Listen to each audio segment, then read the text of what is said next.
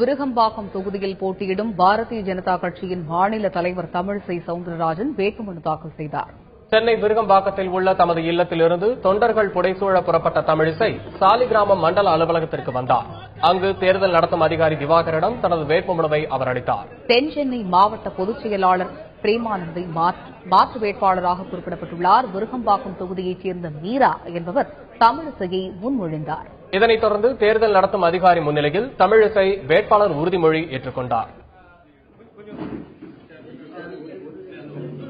மரியாதைக்குரிய தேர்தல் அதிகாரி, நீங்கள் மறைமுகமாகவோ நேர்முகமாகவோ பணம் கொடுக்க மாட்டோம், பணம் வாங்க மாட்டோம், எந்த விதத்திலும் வாக்காளர்களை வசப்படுத்தும் வகையில் இத்தகைய செயலில் ஈடுபட மாட்டோம் என்ற ஒரு உறுதிமொழியை படிக்கலாம் என்றால் படிக்கலாம், இல்லை என்றால் இல்லை, இட் இஸ் ஒன்லி ஆப்ஷனல் அப்படி என்று சொன்னார்கள்.